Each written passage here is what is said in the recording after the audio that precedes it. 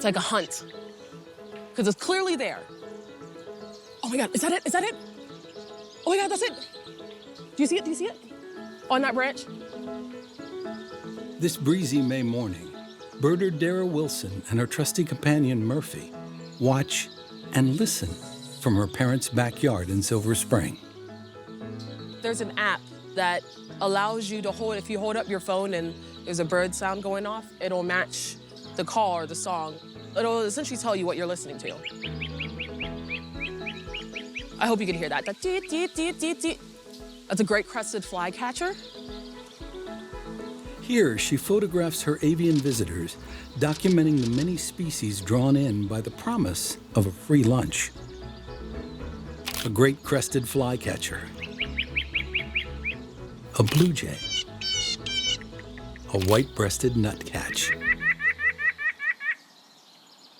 It took me a while to start calling myself a birder, but it was only until I had a very full circle moment where it's like, wow, I understand how they move through the world, and it let me see it in a whole different way.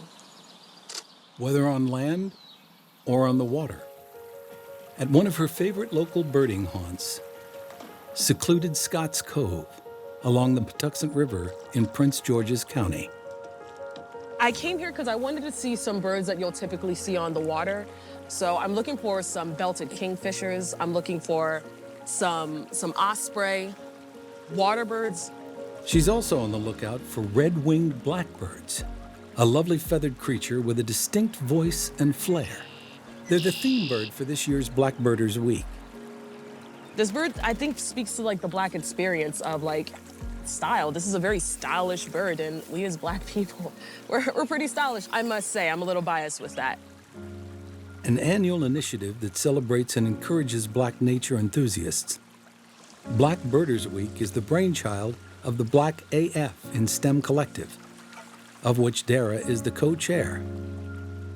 It was established in May of 2020 in response to an incident that played out on social media and in international news. Don't come close to me.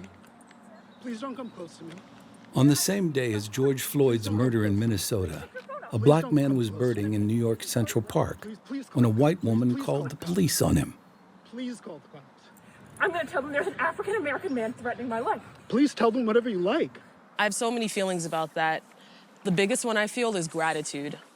Black people, like myself included, we've been complaining about systemic injustices and oppression. It's one thing to say it, but to finally see it, and that's what that opportunity did. It brought a face to this movement. On a balmy Sunday morning in June, multiple generations of birders converge on this College Park parking garage for the annual Black Birders Week Bird Walk. Their excitement is palpable. As they prepare to make the short trek to Lake Artemisia, a man-made 38-acre reservoir. Oh, they have Baltimore Oriole on here, but not the Orchard Oriole. Yeah. It's amazing to see them die. Avid birder Maria Elena Montero has come to the bird walk all 3 years. This year, she's a leader. He's almost at the end of that branch. I'm excited that there are more people, more birders of color, more outdoor enthusiasts of color, encouraging other people of color to be out. Located along the Atlantic Flyway, Lake Artemisia offers an important stopover habitat for migrating birds. According to Tyke James, co-chair of Blackbirders Week in the DMV. So in the Atlantic Flyway, we get to host a lot of birds that go into trees like warblers, a lot of insect-eating birds. We're getting a lot of great migration, a lot of great biodiversity. An advocate for equitable access to nature, Tyke believes the outdoors, and by association birding, provides an opportunity to connect to parts of his own ancestry. We can think about how Harriet Tubman used the sound of the barred owl to signal times to go, or times to stop, or times to shut up. Think about how we hear a barred owl today. That present moment with it is, being a part of that history. But birding doesn't just link these watchers to the past. It also offers the promise of building a brighter future. It's bird banding day at South Baltimore's Masonville Cove, an urban wildlife refuge on the banks of the Patapsco River. Wing is 52. He's very recognizable because he has no tail. He lost his tail. For weeks, these scientists and citizen scientists alike have been busy tagging and identifying migrating birds.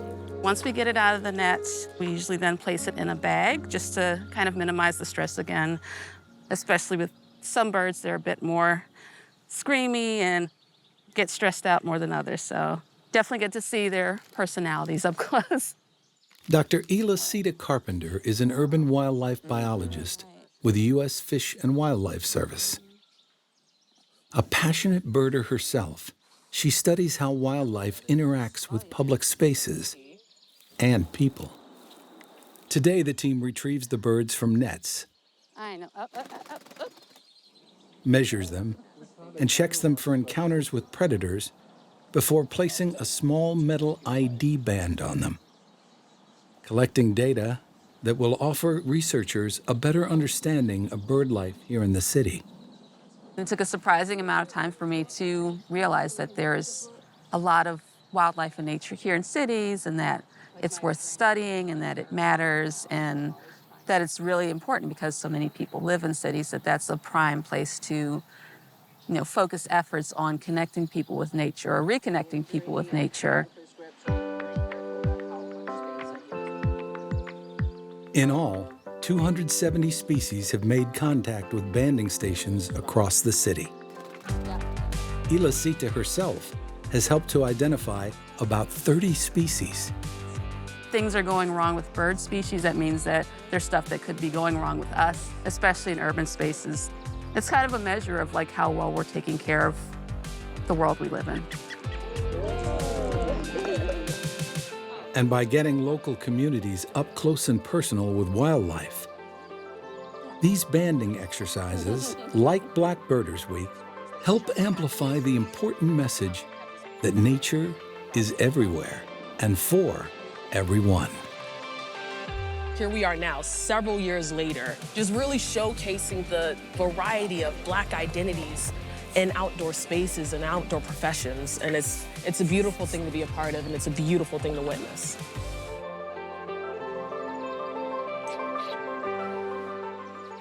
Stream anytime, anywhere with the free PBS app.